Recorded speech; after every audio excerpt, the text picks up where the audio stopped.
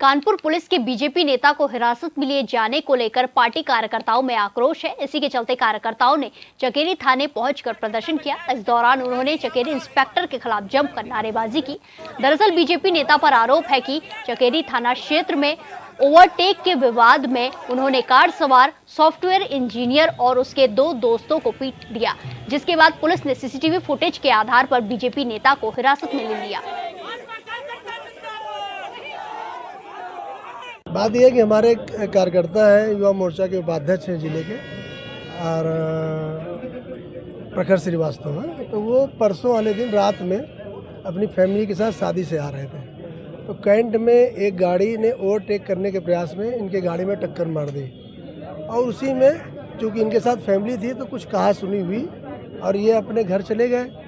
और दूसरी वाली गाड़ी से कुछ कहा सुनी हुई होगी, वो लोग मंगला विहार के रहने वाले थे, उनको अपने घर जाना चाहिए था, मान लो कोई कहा सुनी हुई थी।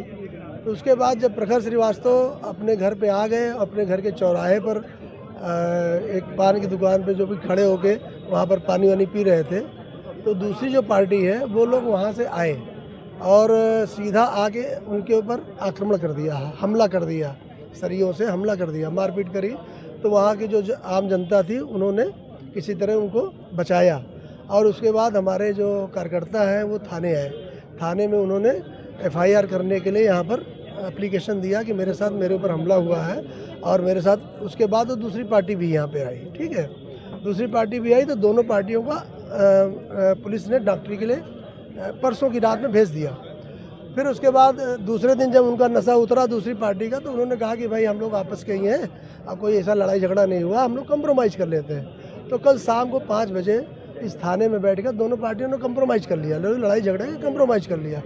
लेकिन आज हम लोगों को ज्ञात हुआ कि हमारे कार्यकर्ता प्रखर श्रीवास्तव के ऊपर पुलिस ने 307 में एफआईआर दर्ज कर ली है, जो कि सरासर गलत है। हमने प्रशासन के सामने अपनी बात को रखा है। हमने कहा है कि जब थाने में कोई अगर झगड़ा होता है उसका समझौता दोनों पक्ष कर लेते हैं, उसके बाद पुलिस ने पार्टी बनकर जिस तरह से 307 का मुकदमा किया है, ये सरासर गलत है, इसको तत्काल हटाया जाए।